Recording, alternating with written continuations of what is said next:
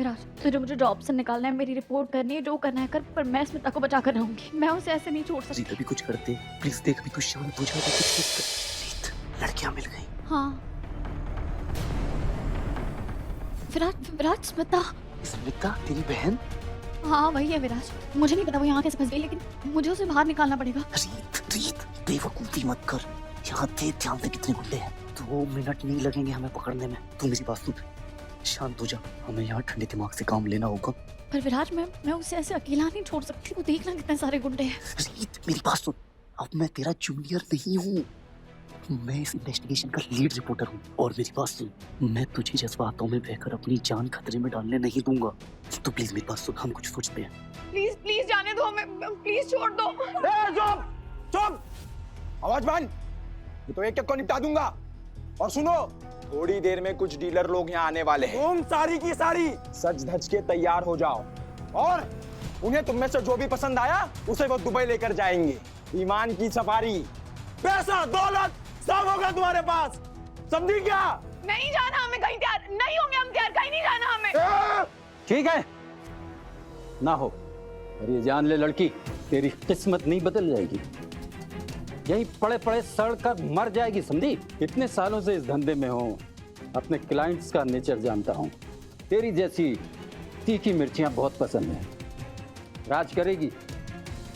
अब तेरे हाथ में यहाँ पड़े पड़े मरना है या दुबई की चकाचौंध वहाँ की लाइफ गुजारना है। समझाओ इसे अपनी जबान में। आधा घंटा है तुम्हारे पास, फिर आऊंगा। नहीं जाना हमें कहीं, कहीं नहीं जाएंगे हम, नहीं होंगे रेडी। विराज, विराज, तुझे मुझे जॉब से निकालना है, मेरी रिपोर्ट करनी है, जो करना है कर, पर मैं स्मिता को बचा कर रहूंगी। मैं उसे ऐसे नहीं छोड़ सकती। जीत अभी कुछ करते, प्लीज देख, अभी तू शांत हो जा, अभी कुछ मत कर।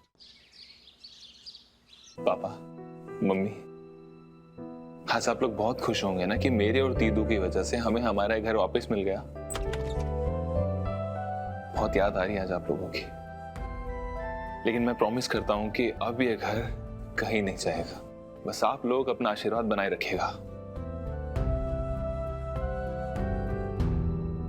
चाची, चाची आप कब आई? अब बाहर क्यों खड़ी, अंदर आइए ना।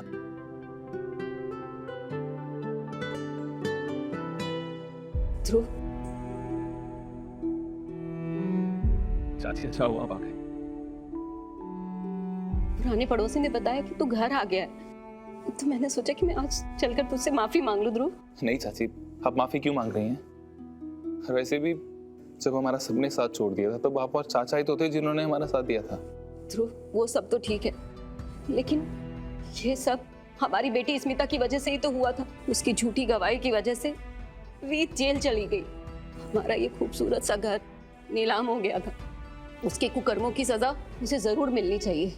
उसने हमें और तेरे चाचा को कहीं मुंह दिखाने लायक नहीं छोड़ा। भगवान उसे कभी माफ नहीं करेगा, और मैं बस तुझसे माफी मांगने आई हूँ। ध्रुव, चाची अब कैसी बातें कर रहे हैं? अब बेकार की बातें करके परेशान कर रही हैं खुद को।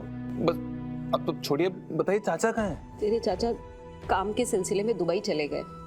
करते भी क्या, वो अपनी बेटी की वजह से रातों की नींद उजड़ गई थी। वो तो मुझसे भी कह रहे थे कि चलो, इसलिए मैंने चाचा के साथ जाने से तेरे मना कर दिया। अब तो बस एक ही आस थी कि एक बार तुझसे और रीत से मिलकर हाथ जोड़कर बस माफी मांग लो। चाची आप कैसी बातें कर रहे हैं? फिर वही माफी वाली बात।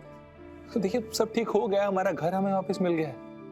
और आपको पता है सबसे बड़ी बात, स्मिता ने सबके सामने अपनी गलती एक्सेप्ट कर ली थी, और उसकी वजह से बुआ जी का सच सामने आया। सबसे बड़ी बात, आप इस घर में वापस आ गई हैं ना, तो मैं आपको जाने नहीं दूंगा। नहीं ध्रुव, मैं तुम पर बोझ नहीं बनना चाहती हूँ। बोझ? चाची आप बोझ नहीं, आशीर्वाद है मेरे लिए। ध्रुव, और आपको पता है, अगर दीदू को पता चलेगा कि आप यहाँ आई हैं तो कितना खुश होगी।